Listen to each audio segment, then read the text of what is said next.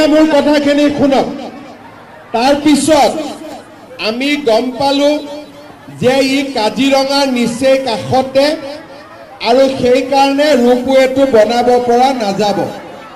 তেতিয়া আমি বহু দিন বন বিভাগৰ লগত চেষ্টা কৰিলো আৰু বন বিভাগৰ পৰা অনুমতি ললো যে ৰোপৱেটো কৰাত কোনো অসুবিধা নহব যেতিয়া আমি ৰোপৱেটোৰ কাম হাতত ললো তেতিয়া আকৌ আৰ্কিঅলজিকেল সাৰ্ভে অফ ইণ্ডিয়াই ক'লে যে ই বিশ্বনাথ মন্দিৰৰ নিচে কাষত গতিকে ৰোপৱেটো বনাব পৰা নাযাব তেতিয়া আমাৰ পল্লৱ লোচন দাস এমপি আছিলে মই পল্লৱ লোচন দাসক ৰিকুৱেষ্ট কৰিলো যে দিল্লীত গৈ আৰ্কিঅলজিকেল সাৰ্ভে অফ ইণ্ডিয়াৰ লগত কথা পাতিব লাগে তেখেতৰ প্ৰচেষ্টাত আমাক আৰ্কিঅলজিকেল সাৰ্ভে অফ ইণ্ডিয়াই এই ৰোপৱেটো কৰাৰ বাবে অনুমতি দিয়ে ইয়াৰ পিছত আমি আজি প্ৰায় 60 কোটি টকা ব্যয় কৰি 58.85 কোটি টকা ব্যয় কৰি ইয়াত আজি আমি ৰোপৱেৰ আধাৰশিলা স্থাপন কৰিছো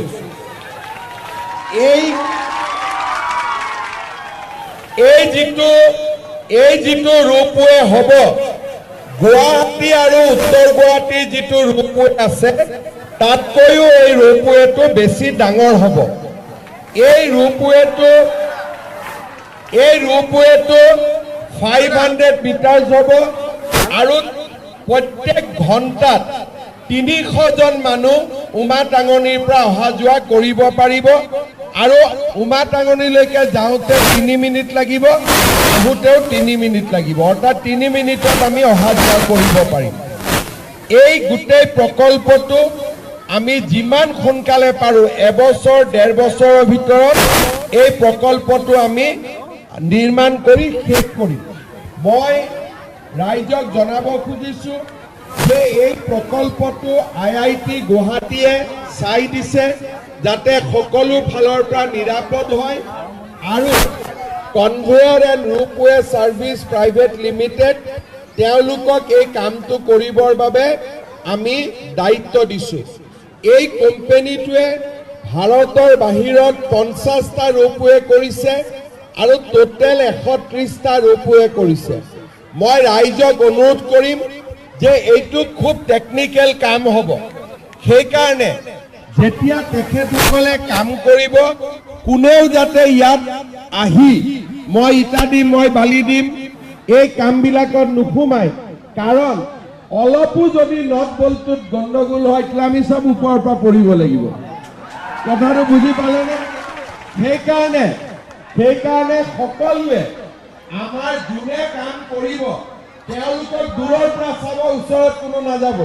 যাতে আমাৰ কামটো সুন্দৰ হ'ব পাৰে কাৰণ এবাৰ যদি কামটো হৈ যায় ইয়াতে ৰোপৱে উঠিবৰ কাৰণে ঘাটত মন্দিৰত আহিবৰ কাৰণে ইমান মানুহৰ সমাগম হ'ব যে এই অঞ্চলৰ ব্যৱসায় বাণিজ্য আজিত কৰি 10 গুণ বেছি বৃদ্ধি হ'ব আৰু আমাৰ বিশ্বনাথত মেডিকেল হল বিশ্বনাথত ৰোপৱে হল আজি সাৰ্কিট হাউচ হ'ব বিশ্বনাথত আমাৰ আগৰ পৰা এগ্ৰিকালচাৰ কলেজ আছে লাহে লাহে অসমৰ ভিতৰতে বিশ্বনাথখন এখন সুন্দৰ জাগালৈ সুন্দৰ স্থানলৈ ৰূপান্তৰ হ'ব সেইবাবে মই ৰাইজৰ সহায় সহযোগিতা বিচাৰিছো আজিৰ অনুষ্ঠানত আমাৰ মাজত অশোক সিংঘাল ডাঙৰীয়া মন্ত্ৰী উপস্থিত আছে যোগেন মোহন ডাঙৰীয়া উপস্থিত আছে সন্মানীয় সাংসদ ৰঞ্জিত দত্ত ডাঙৰীয়া উপস্থিত আছে প্ৰমোদ বৰঠাকুৰ ডাঙৰীয়া উপস্থিত আছে উৎপল বৰা ডাঙৰীয়া উপস্থিত আছে আমাৰ দিগন্ত ঘাটুৱাল ডাঙৰীয়া উপস্থিত আছে পল্লৱ লোচন দাস ডাঙৰীয়া উপস্থিত আছে আমাৰ বিষয়াসকল যোনে ৰোপৱেটো কৰিব তেওঁলোক উপস্থিত আছে সকলোকে মই অভিনন্দন জনাইছো আমাৰ ভগৱান মহাপ্ৰভু মহাদেৱক প্ৰাৰ্থনা কৰিছো বিশ্বনাথক প্ৰাৰ্থনা কৰিছো যাতে আমি সুন্দৰ প্ৰকল্প এটা নিৰ্মাণ কৰি আপোনালোকক উপহাৰ দিব পাৰো বাকি যিমানখিনি কথা আছে বিশ্বনাথত অলপ আমাৰ এখন মিটিং আছে তাতে দীঘলীয়াকৈ কম আপোনালোকে যোনে যোনে পাৰে বিশ্বনাথৰ মিটিঙলৈকে আহিব এই দুআষাৰকৈ অশোক ভট্টৰায়ো আছে, প্ৰবীণ হাজৰিকাও আছে, মই দেখাই নাছিলো। সকলোকে ধন্যবাদ অভিনন্দন জনাই মই মোৰ বক্তব্যৰ সামৰণি মাৰিছো। জয় হিন্দ, বন্দে মাতৰম। মোৰ লগত সকলোৱে একেলগে ক'ব, ভাৰত মাতা কি, ভাৰত মাতা কি।